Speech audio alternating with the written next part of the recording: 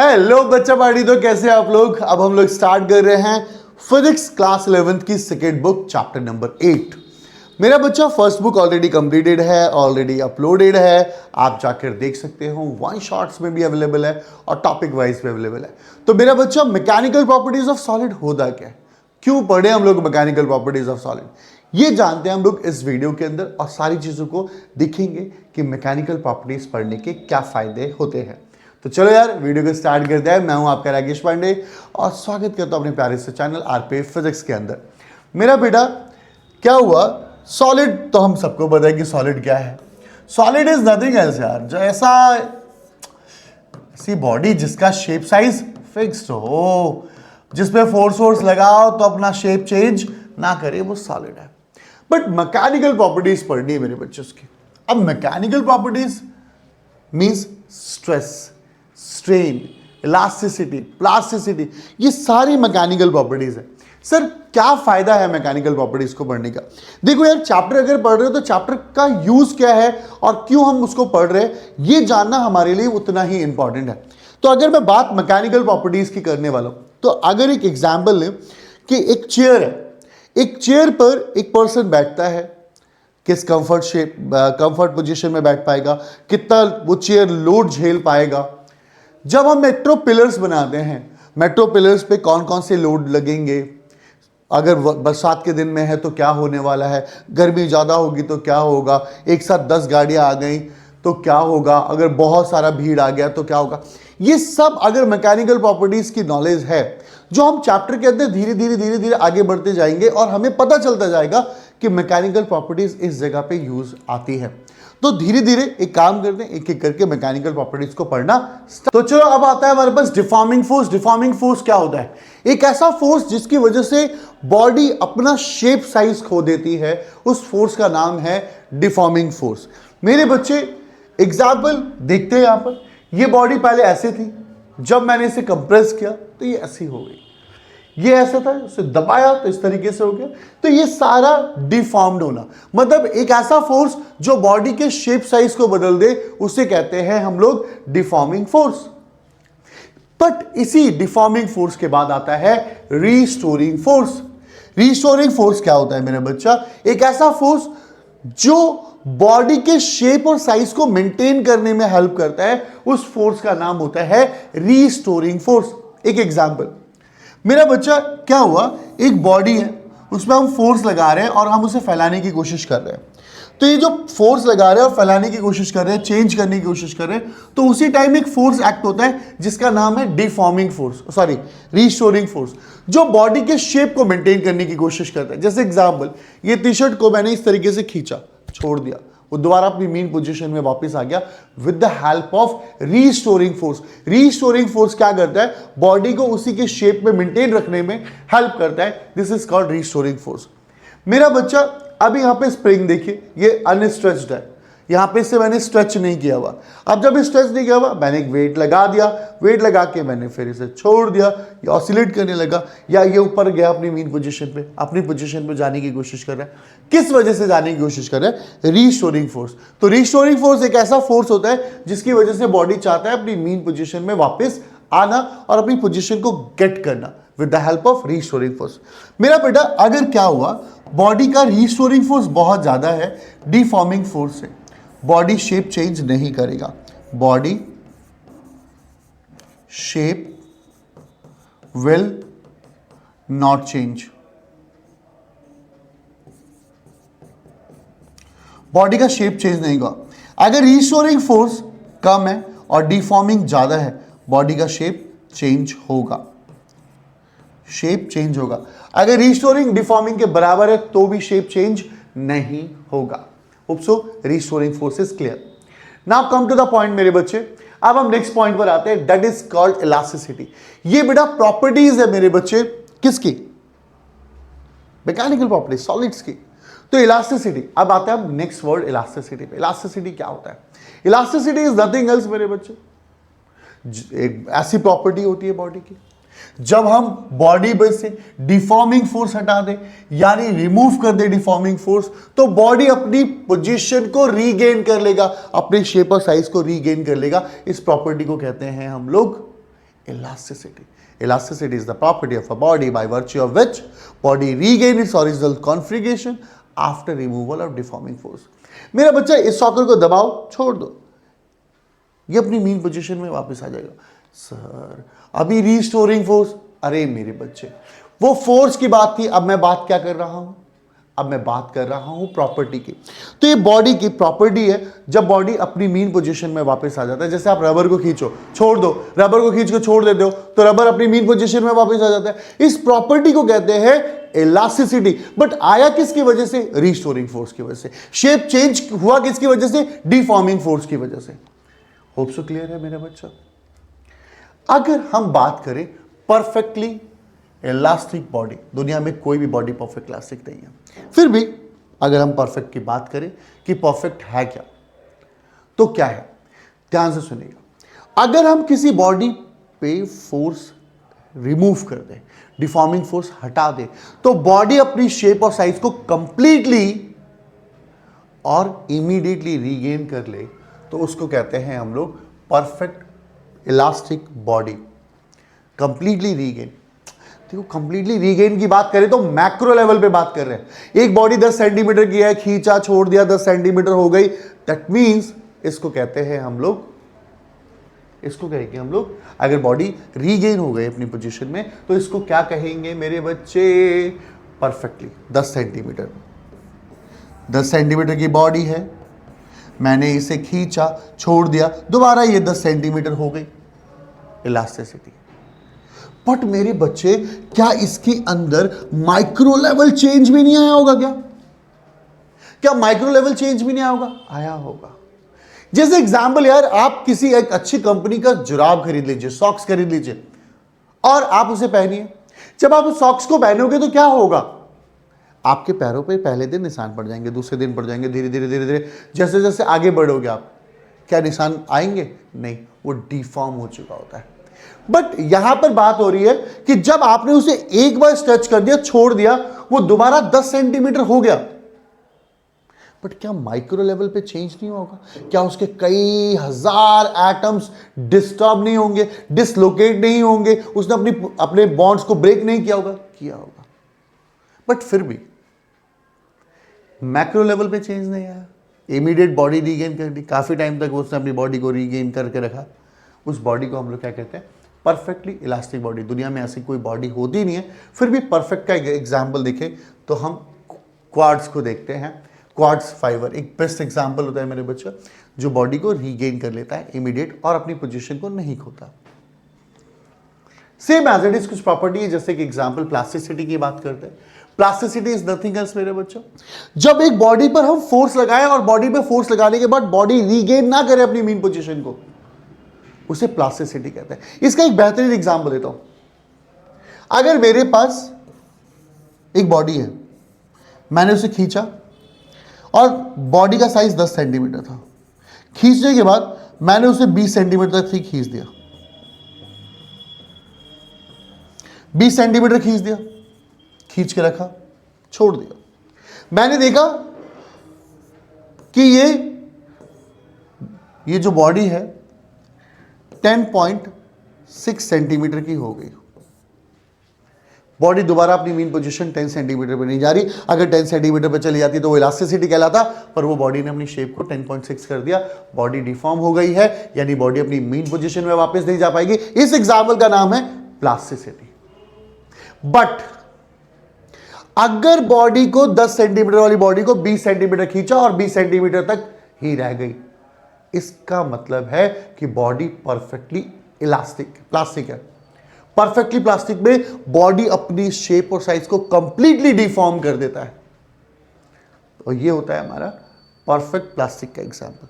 और hope so आपको plasticity और परफेक्ट प्लास्टिसिटी समझ में आएगा मेरे बच्चे. नाउ एग्जाम्पल देखें हम लोग, तो परफेक्ट प्लास्टिसिटी ऐसा फिर दोबारा वही है, परफेक्ट प्लास्टिक ऐसी कोई बॉडी ही नहीं है. फिर भी बेस्ट एग्जांपल देखा जाए तो JK wall putty is the perfect example. JK wall putty जो दीवारों पर पेंट करते हैं, यूं करके खींचते हैं हम लोग, दोबारा अपनी मीन पोजीशन में वापस आ जाता है. ठीक है, स्क्रीनशॉट वगैरह लेना हो तो आप स्क्रीनशॉट ले सकते हो मेरे बच्चे. वैसे इसके नोट्स हम डिस्क्रिप्शन बॉक्स में डाल देंगे. One of the important topic this is called stress. सबसे इंपॉर्टेंट टॉपिक स्ट्रेस। ये स्ट्रेस होता क्या है? मेरा बच्चा, क्या हुआ, एक बॉडी है मेरे पास, उस बॉडी पर क्या करा मैंने, बॉडी पे फोर्स लगा, बॉडी पे फोर्स लगा, बॉडी पे फोर्स लगाने के बाद ये कौन है, डिफॉर्मिंग फोर्स। बॉडी अपने शेप को चेंज करने लगा, बट बॉडी जब शेप को चेंज कर रहा था तो उसके अपोजिट एक फोर्स लग रहा था, restoring force. Restoring force developed हो रहा था, रीस्टोरिंग फोर्स उसे अपोज कर रहा था।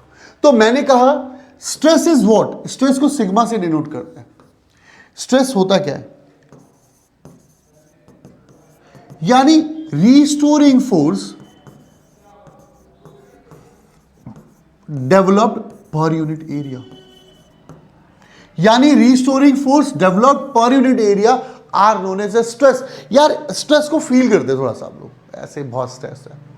अब एक बॉडी पर आप फोर्स लगा रहे हैं, सपोज कीजिए जहां पे भी बैठे हुए हैं वहां पर आपकी वजह से, आपके वेट की वजह से बॉडी डिफॉर्म होने की कोशिश कर रही है, फैलने की कोशिश, पर वो रीस्टोरिंग फोर्स उस शेप को मेंटेन करने की कोशिश कर रहा है कि नहीं मैं इसे फैलने नहीं दूंगा, वो उसको रीफॉर्म करे हुए है।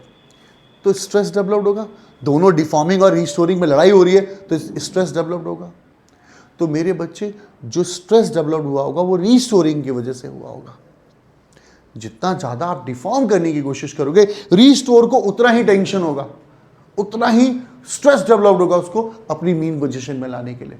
तो मेरा बच्चा, stress is nothing else, it's all about the restoring force acting पर unit area, and formula is what, F upon A, unit is what, Newton पर मीटर स्क्वायर, और पास्कल भी कहते हैं। अरे ये तो प्रेशर का ही फॉर्मूला जैसा है। यस, प्रेशर का भी फोर्स अपॉन एरिया होता है, बट यहां पर हम बात स्ट्रेस की कर रहे, यानी रीस्टोरिंग फोर्स एक्टिंग पर unit area. Hope so clear है मेरे बच्चे। अगर कोई स्क्रीनशॉट लेना हो तो स्क्रीनशॉट ले लीजिए। अब हम बात करते हैं स्ट्रेस के कई तरीके के, टाइप्स ऑफ स्ट्रेस की। टाइप्स ऑफ स्ट्रेस में बात करें तो स्ट्रेस भी डेवलप होने के कई तरीके होते हैं, टेंसाइल स्ट्रेस, कंप्रेसिव स्ट्रेस और टेंजेंशियल और शेयरिंग स्ट्रेस। मेरा बेटा, टेंसाइल स्ट्रेस क्या होता है, अगर बॉडी को मैं खींच दूं, स्ट्रेच कर दूं, बॉडी को स्ट्रेच करने की वजह से जो उसके अंदर स्ट्रेस डेवलप्ड होता है उस स्ट्रेस का नाम टेंसाइल स्ट्रेस होता है। खिंचाव की वजह से जो स्ट्रेस, मैं कहता हूं stress develop due to increase length.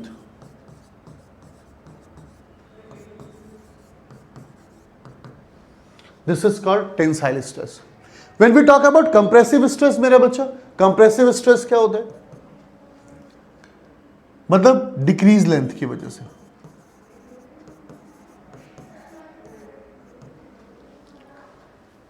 Tangential stress, wow level का स्ट्रेस है यार, इस पे बहुत सारे क्वेश्चन बनते हैं। क्या हुआ मेरे बच्चे, मेरे पास एक सरफेस है और मैंने क्या किया, यहां पर एक फोर्स लगाया, ये बॉडी है यार, ये इसका फिक्स्ड एंड है, ये इसका फिक्स्ड एंड है। मैंने बॉडी पे फोर्स लगाया, बॉडी पे जब फोर्स लगाया तो बॉडी इस तरीके से शिफ्ट हो गई, ये इसका फ्री एंड है, ये इसका फ्री एंड है, और ये क्या हुआ, थीटा एंगल बना, इस पर थीटा एंगल बना। अब जब थीटा एंगल बना, ये हमारा क्या हुआ, डेल्टा एक्स, बॉडी के मतलब ये पोजीशन चेंज हुई। This is called L length, ये एल लेंथ है। जब बॉडी पे आपने फोर्स लगाया तो बॉडी फोर्स लगाने के बाद बॉडी क्या हुई, ऐसे थी, ऐसे करके डिस्प्लेस्ड हुई। जब बॉडी पे आप परपेंडिकुलर फोर्स लगाते हो तो परपेंडिकुलर फोर्स लगाने की वजह से जो स्ट्रेस डेवलप्ड होता है, this is called sharing stress. बहुत सारे एग्जांपल है, ऐसे करके कोई चीज फिक्स्ड है, ठीक है, परपेंडिकुलर फोर्स लग रहा है इस तरीके से, this is called shear stress. अच्छा, घर में बहुत सारी अलमीरा होंगी, उसका पीछे वाला एंड फिक्स्ड होगा, बाहर वाला एंड फ्री होगा, तो ये जो टेंजेंशियल फोर्स लगता है, this is called shear stress. 2-3 answer जरा कमेंट करके दो शेयरिंग स्ट्रेस के कि हमारे घर में ये लगा हुआ है। जैसे ये बोर्ड भी पीछे पेचों पे लटका हुआ है, इसके ऊपर भी shear stress डेवलप्ड हो रहा है, ठीक है। चलो एग्जाम्पल दो। अब बात करते हैं स्ट्रेन की। भैया अगर बॉडी पे स्ट्रेस डेवलप्ड हुआ है, अगर बॉडी पे स्ट्रेस डेवलप्ड हुआ है, तो स्ट्रेस डेवलप्ड होने के बाद मेरे भाई बॉडी के शेप में तो चेंज आएगा, और जो बॉडी के शेप में चेंज आएगा दिस इज कॉल्ड स्ट्रेन। इसे हम लोग स्ट्रेन कहते हैं मेरे बच्चे। तो क्या हुआ, मैंने कहा कि when a deforming force act on a body, जो बॉडी का कॉन्फ़िगरेशन चेंज होगा उसे हम लोग स्ट्रेन कहते हैं। स्ट्रेन को ई से डिनोट करते हैं, कहते हैं ratio of change in dimension to the original dimension. Change in dimension to the original dimension are known as a strain. इसे हम लोग स्ट्रेन कहते हैं, change in dimension to the original dimension. अब स्ट्रेन भी बहुत सारे तरीके के होते हैं, जैसे लॉन्गिट्यूडल स्ट्रेन। मेरा बच्चा, मैंने क्या हुआ, एक बॉडी है, मैंने यार इसे स्ट्रेच कर दिया, इसकी लेंथ एल थी, अब डेल्टा एल हो गई, चेंज आ गया उसके अंदर लेंथ में। तो longitudinal strain is what, change in length upon में original length are known as a longitudinal strain. इसे हम लॉन्गिट्यूडल स्ट्रेन कहते हैं, change in length to the original length.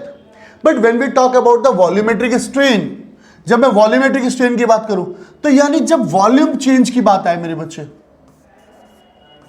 ये बॉडी है, इसका वॉल्यूम चेंज हो गया, ये पहले V था और ये डेल्टा V हो गया, तो चेंज इन वॉल्यूम अपॉन में ओरिजिनल वॉल्यूम, माइनस साइन अगर वॉल्यूम डिक्रीज हो रहा है और प्लस साइन जब वॉल्यूम इंक्रीज हो रहा होगा। तो माइनस, यहां पे डिक्रीज वाला केस है, तो माइनस डेल्टा V अपॉन में V, that is called change in volume to the original volume, volumetric strain होता है। शियरिंग स्ट्रेन अभी डिस्कस किया था थोड़ी देर पहले। शियरिंग स्ट्रेन में क्या होगा, पहली बार शियरिंग स्ट्रेन को हम tan थीटा से डिनोट करते हैं, या थीटा भी कहते हैं क्योंकि एंगल इज वेरी स्मॉल। तो शियरिंग स्ट्रेन को tan थीटा से भी डिनोट कर सकते हैं और थीटा से भी डिनोट कर सकते हैं। अभी मैंने आपको एक डायग्राम बना के दिखाया था,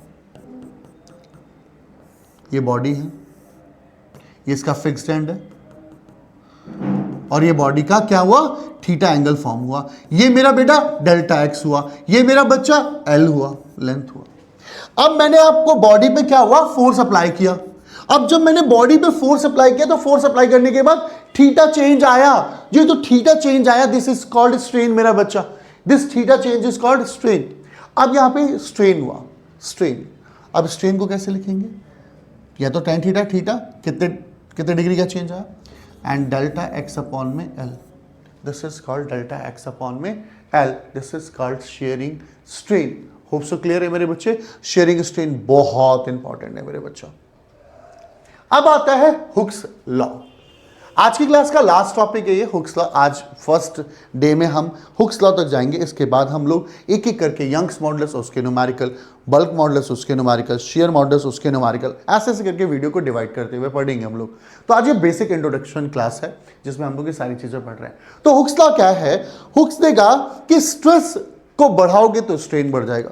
सर हम जिंदा होते तो हमारे नाम से भी होता है, ये तो बहुत नॉर्मल सी बात है कि अगर किसी बॉडी पर आप स्ट्रेस डेवलप कर रहे हो तो स्ट्रेन डेवलप होगा ही होगा, ठीक है। क्या हुआ, हमने देखा कि स्ट्रेस जो होगा वो डायरेक्टली प्रोपोर्शनल टू स्ट्रेन होगा। स्ट्रेस यानी sigma directly proportional to E, पर बेटा हुक्स को बताए stress directly proportional to strain जानने के लिए नहीं, ये जो K, ये जो कांस्टेंट है, this is called modulus of elasticity, modulus of elasticity. इसकी वजह से हम जानते हैं हम लोग, तो sigma equal to K into E, K equal to sigma upon में E, K equal to sigma upon में E। This is the ratio of stress to the strain, it is the ratio of stress to the strain are known as a modulus of elasticity। अब हम next वाले video में modulus of elasticity को explain करेंगे और types of modulus of elasticity देखेंगे कि कौन कौन से यंग्स मॉडुलस, बल्क मॉडुलस और शेयर मॉडुलस, और इनके ऊपर क्वेश्चंस करेंगे। तब तक के लिए मिलते हैं नेक्स्ट वीडियो में। आप सभी को राधे राधे, बाय बाय मेरे दोस्त।